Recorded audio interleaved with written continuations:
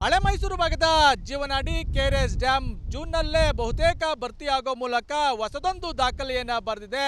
ಮತ್ತೊಂದೆಡೆ ಮುಖ್ಯಮಂತ್ರಿ ಸಿದ್ದರಾಮಯ್ಯ ಅವ್ರಿಗೂ ಕೂಡ ದಾಖಲೆಯನ್ನ ಬರೆಯೋದಕ್ಕೆ, ಇತಿಹಾಸವನ್ನ ಸೃಷ್ಟಿ ಮಾಡೋದಕ್ಕೆ ಅವಕಾಶ ಇದೆ.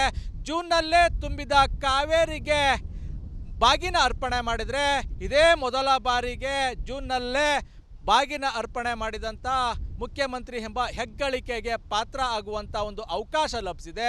ದೃಶ್ಯದಲ್ಲಿ ಗಮನಿಸ್ಬೋದು, ಕೆಆರ್ಎಸ್ ಡ್ಯಾಮ್ ಸಂಪೂರ್ಣ ಭರ್ತಿ ಹಂಚಿಗೆ ತಲುಪಿರುವಂಥದ್ದು 124.80 ಅಡಿ ಗರಿಷ್ಠ ಮಟ್ಟ ಹೊಂದಿದೆ. ಇದೀಗಾಗಲೇ ಸಂಪೂರ್ಣ ಭರ್ತಿ ಹಂಚಿಗೆ ತಲುಪಿದೆ.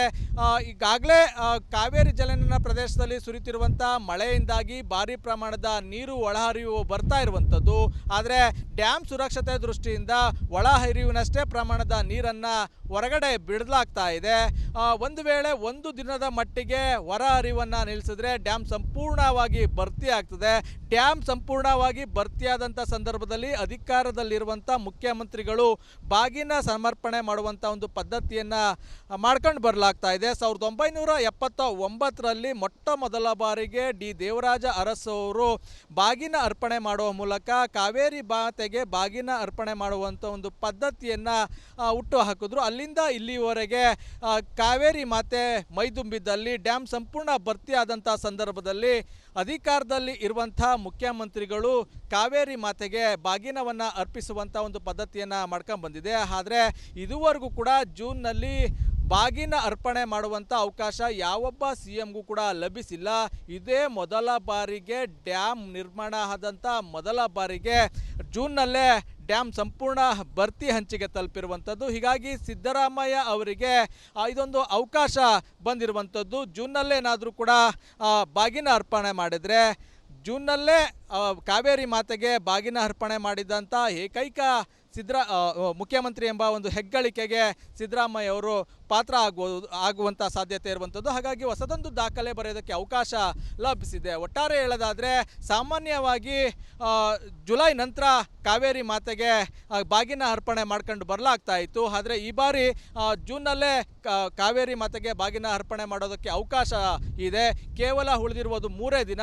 3 ದಿನದಲ್ಲೇನಾದರೂ ಕೂಡ ಬಾಗಿನವನ್ನು ಸಿದ್ದರಾಮಯ್ಯನವರು ಕಾವೇರಿ ಮಾತೆಗೆ ಅರ್ಪಣೆ ಮಾಡಿದ್ರೆ ಹೊಸದೊಂದು ದಾಖಲೆಯನ್ನು ಸೃಷ್ಟಿ ಮಾಡಲಿದ್ದಾರೆ. ಕ್ಯಾಮ್ರಾಮನ್ ಜೊತೆ ಆನಂದ್, ರಿಪಬ್ಲಿಕ್ ಕನ್ನಡ, ಮಂಡ್ಯ. ಹಳೆ ಮೈಸೂರು ಭಾಗದ ಜೀವನಾಡಿ ಕೆಆರ್ಎಸ್ ಡ್ಯಾಮ್ ಜೂನ್ನಲ್ಲೇ ಬಹುತೇಕ ಭರ್ತಿಯಾಗೋ ಮೂಲಕ ಹೊಸದೊಂದು ದಾಖಲೆಯನ್ನು ಬರೆದಿದೆ. ಮತ್ತೊಂದೆಡೆ ಮುಖ್ಯಮಂತ್ರಿ ಸಿದ್ದರಾಮಯ್ಯ ಅವ್ರಿಗೂ ಕೂಡ ದಾಖಲೆಯನ್ನು ಬರೆಯೋದಕ್ಕೆ, ಇತಿಹಾಸವನ್ನು ಸೃಷ್ಟಿ ಮಾಡೋದಕ್ಕೆ ಅವಕಾಶ ಇದೆ. ಜೂನ್ನಲ್ಲೇ ತುಂಬಿದ ಕಾವೇರಿಗೆ ಬಾಗಿನ ಅರ್ಪಣೆ ಮಾಡಿದರೆ ಇದೇ ಮೊದಲ ಬಾರಿಗೆ ಜೂನ್ನಲ್ಲೇ ಬಾಗಿನ ಅರ್ಪಣೆ ಮಾಡಿದಂಥ ಮುಖ್ಯಮಂತ್ರಿ ಎಂಬ ಹೆಗ್ಗಳಿಕೆಗೆ ಪಾತ್ರ ಆಗುವಂಥ ಒಂದು ಅವಕಾಶ ಲಭಿಸಿದೆ. ದೃಶ್ಯದಲ್ಲಿ ಗಮನಿಸ್ಬೋದು, ಕೆಆರ್ಎಸ್ ಡ್ಯಾಮ್ ಸಂಪೂರ್ಣ ಭರ್ತಿ ಹಂಚಿಗೆ ತಲುಪಿರುವಂಥದ್ದು 124.80 ಅಡಿ ಗರಿಷ್ಠ ಮಟ್ಟ ಹೊಂದಿದೆ. ಇದೀಗಾಗಲೇ ಸಂಪೂರ್ಣ ಭರ್ತಿ ಹಂಚಿಗೆ ತಲುಪಿದೆ. ಈಗಾಗಲೇ ಕಾವೇರಿ ಜಲಾನಯನ ಪ್ರದೇಶದಲ್ಲಿ ಸುರಿತಿರುವಂಥ ಮಳೆಯಿಂದಾಗಿ ಭಾರಿ ಪ್ರಮಾಣದ ನೀರು ಒಳಹರಿವು ಬರ್ತಾ ಇರುವಂಥದ್ದು. ಆದರೆ ಡ್ಯಾಮ್ ಸುರಕ್ಷತೆ ದೃಷ್ಟಿಯಿಂದ ಒಳಹರಿವಿನಷ್ಟೇ ಪ್ರಮಾಣದ ನೀರನ್ನು ಹೊರಗಡೆ ಬಿಡಲಾಗ್ತಾ ಇದೆ. ಒಂದು ವೇಳೆ ಒಂದು ದಿನದ ಮಟ್ಟಿಗೆ ಹೊರ ಹರಿವನ್ನು ನಿಲ್ಲಿಸಿದ್ರೆ ಡ್ಯಾಮ್ ಸಂಪೂರ್ಣವಾಗಿ ಭರ್ತಿ ಆಗ್ತದೆ. ಡ್ಯಾಮ್ ಸಂಪೂರ್ಣವಾಗಿ ಭರ್ತಿಯಾದಂಥ ಸಂದರ್ಭದಲ್ಲಿ ಅಧಿಕಾರದಲ್ಲಿರುವಂಥ ಮುಖ್ಯಮಂತ್ರಿಗಳು ಬಾಗಿನ ಸಮರ್ಪಣೆ ಮಾಡುವಂಥ ಒಂದು ಪದ್ಧತಿಯನ್ನು ಮಾಡ್ಕೊಂಡು ಬರಲಾಗ್ತಾ ಇದೆ. 1979ರಲ್ಲಿ ಮೊಟ್ಟ ಮೊದಲ ಬಾರಿಗೆ ಡಿ ದೇವರಾಜ ಅರಸು ಅವರು ಬಾಗಿನ ಅರ್ಪಣೆ ಮಾಡುವ ಮೂಲಕ ಕಾವೇರಿ ಮಾತೆಗೆ ಬಾಗಿನ ಅರ್ಪಣೆ ಮಾಡುವಂಥ ಒಂದು ಪದ್ಧತಿಯನ್ನು ಹುಟ್ಟು ಹಾಕಿದ್ರು. ಅಲ್ಲಿಂದ ಇಲ್ಲಿವರೆಗೆ ಕಾವೇರಿ ಮಾತೆ ಮೈದುಂಬಿದ್ದಲ್ಲಿ ಡ್ಯಾಮ್ ಸಂಪೂರ್ಣ ಭರ್ತಿಯಾದಂಥ ಸಂದರ್ಭದಲ್ಲಿ ಅಧಿಕಾರದಲ್ಲಿ ಇರುವಂಥ ಮುಖ್ಯಮಂತ್ರಿಗಳು ಕಾವೇರಿ ಮಾತೆಗೆ ಬಾಗಿನವನ್ನು ಅರ್ಪಿಸುವಂಥ ಒಂದು ಪದ್ಧತಿಯನ್ನು ಮಾಡ್ಕೊಂಡು ಬಂದಿದೆ. ಆದರೆ ಇದುವರೆಗೂ ಕೂಡ ಜೂನ್ನಲ್ಲಿ ಬಾಗಿನ ಅರ್ಪಣೆ ಮಾಡುವಂಥ ಅವಕಾಶ ಯಾವೊಬ್ಬ ಸಿ ಎಂಗೂ ಕೂಡ ಲಭಿಸಿಲ್ಲ. ಇದೇ ಮೊದಲ ಬಾರಿಗೆ ಡ್ಯಾಮ್ ನಿರ್ಮಾಣ ಆದಂಥ ಮೊದಲ ಬಾರಿಗೆ ಜೂನ್ನಲ್ಲೇ ಡ್ಯಾಮ್ ಸಂಪೂರ್ಣ ಭರ್ತಿ ಹಂಚಿಗೆ ತಲುಪಿರುವಂಥದ್ದು. ಹೀಗಾಗಿ ಸಿದ್ದರಾಮಯ್ಯ ಅವರಿಗೆ ಇದೊಂದು ಅವಕಾಶ ಬಂದಿರುವಂಥದ್ದು. ಜೂನ್ನಲ್ಲೇನಾದರೂ ಕೂಡ ಬಾಗಿನ ಅರ್ಪಣೆ ಮಾಡಿದರೆ, ಜೂನ್ನಲ್ಲೇ ಕಾವೇರಿ ಮಾತೆಗೆ ಬಾಗಿನ ಅರ್ಪಣೆ ಮಾಡಿದಂಥ ಏಕೈಕ ಮುಖ್ಯಮಂತ್ರಿ ಎಂಬ ಒಂದು ಹೆಗ್ಗಳಿಕೆಗೆ ಸಿದ್ದರಾಮಯ್ಯ ಅವರು ಪಾತ್ರ ಆಗುವಂಥ ಸಾಧ್ಯತೆ ಇರುವಂಥದ್ದು. ಹಾಗಾಗಿ ಹೊಸದೊಂದು ದಾಖಲೆ ಬರೆಯೋದಕ್ಕೆ ಅವಕಾಶ ಲಭಿಸಿದೆ. ಒಟ್ಟಾರೆ ಹೇಳೋದಾದರೆ ಸಾಮಾನ್ಯವಾಗಿ ಜುಲೈ ನಂತರ ಕಾವೇರಿ ಮಾತೆಗೆ ಬಾಗಿನ ಅರ್ಪಣೆ ಮಾಡ್ಕೊಂಡು ಬರಲಾಗ್ತಾ ಇತ್ತು. ಆದರೆ ಈ ಬಾರಿ ಜೂನ್ನಲ್ಲೇ ಕಾವೇರಿ ಮಾತೆಗೆ ಬಾಗಿನ ಅರ್ಪಣೆ ಮಾಡೋದಕ್ಕೆ ಅವಕಾಶ ಇದೆ. ಕೇವಲ ಉಳಿದಿರುವುದು 3 ದಿನ. 3 ದಿನದಲ್ಲೇನಾದರೂ ಕೂಡ ಬಾಗಿನವನ್ನು ಸಿದ್ದರಾಮಯ್ಯನವರು ಕಾವೇರಿ ಮಾತೆಗೆ ಅರ್ಪಣೆ ಮಾಡಿದ್ರೆ ಹೊಸದೊಂದು ದಾಖಲೆಯನ್ನು ಸೃಷ್ಟಿ ಮಾಡಲಿದ್ದಾರೆ. ಕ್ಯಾಮ್ರಾಮನ್ ಜೊತೆ ಆನಂದ್, ರಿಪಬ್ಲಿಕ್ ಕನ್ನಡ, ಮಂಡ್ಯ. ಹಳೆ ಮೈಸೂರು ಭಾಗದ ಜೀವನಾಡಿ KRS ಡ್ಯಾಮ್ ಜೂನ್ನಲ್ಲೇ ಬಹುತೇಕ ಭರ್ತಿಯಾಗೋ ಮೂಲಕ ಹೊಸದೊಂದು ದಾಖಲೆಯನ್ನು ಬರೆದಿದೆ.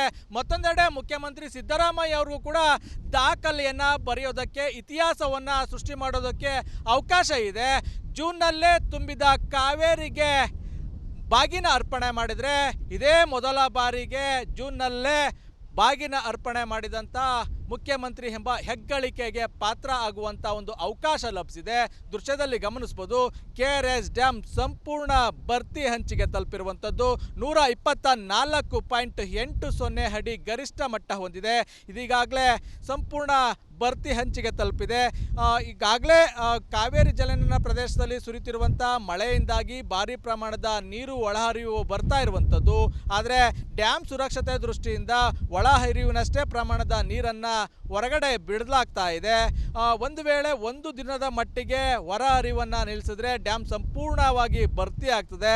ಡ್ಯಾಮ್ ಸಂಪೂರ್ಣವಾಗಿ ಭರ್ತಿಯಾದಂಥ ಸಂದರ್ಭದಲ್ಲಿ ಅಧಿಕಾರದಲ್ಲಿರುವಂಥ ಮುಖ್ಯಮಂತ್ರಿಗಳು ಬಾಗಿನ ಸಮರ್ಪಣೆ ಮಾಡುವಂಥ ಒಂದು ಪದ್ಧತಿಯನ್ನು ಮಾಡ್ಕೊಂಡು ಬರಲಾಗ್ತಾ ಇದೆ. 1979ರಲ್ಲಿ ಮೊಟ್ಟ ಮೊದಲ ಬಾರಿಗೆ ದೇವರಾಜ ಅರಸು ಅವರು ಬಾಗಿನ ಅರ್ಪಣೆ ಮಾಡುವ ಮೂಲಕ ಕಾವೇರಿ ಮಾತೆಗೆ ಬಾಗಿನ ಅರ್ಪಣೆ ಮಾಡುವಂಥ ಒಂದು ಪದ್ಧತಿಯನ್ನು ಹುಟ್ಟು ಹಾಕಿದ್ರು. ಅಲ್ಲಿಂದ ಇಲ್ಲಿವರೆಗೆ ಕಾವೇರಿ ಮಾತೆ ಮೈದುಂಬಿದ್ದಲ್ಲಿ ಡ್ಯಾಮ್ ಸಂಪೂರ್ಣ ಭರ್ತಿ ಆದಂಥ ಸಂದರ್ಭದಲ್ಲಿ ಅಧಿಕಾರದಲ್ಲಿ ಇರುವಂಥ ಮುಖ್ಯಮಂತ್ರಿಗಳು ಕಾವೇರಿ ಮಾತೆಗೆ ಬಾಗಿನವನ್ನು ಅರ್ಪಿಸುವಂಥ ಒಂದು ಪದ್ಧತಿಯನ್ನು ಮಾಡ್ಕೊಂಡು ಬಂದಿದೆ. ಆದರೆ ಇದುವರೆಗೂ ಕೂಡ ಜೂನ್ನಲ್ಲಿ ಬಾಗಿನ ಅರ್ಪಣೆ ಮಾಡುವಂಥ ಅವಕಾಶ ಯಾವೊಬ್ಬ CMಗೂ ಕೂಡ ಲಭಿಸಿಲ್ಲ.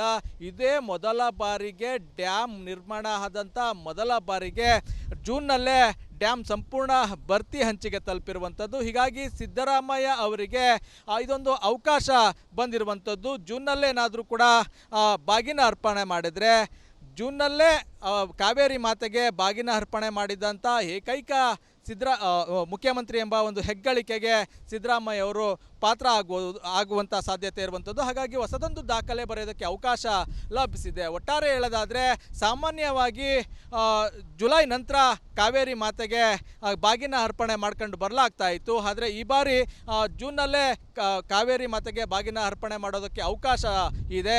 ಕೇವಲ ಉಳಿದಿರುವುದು 3 ದಿನ.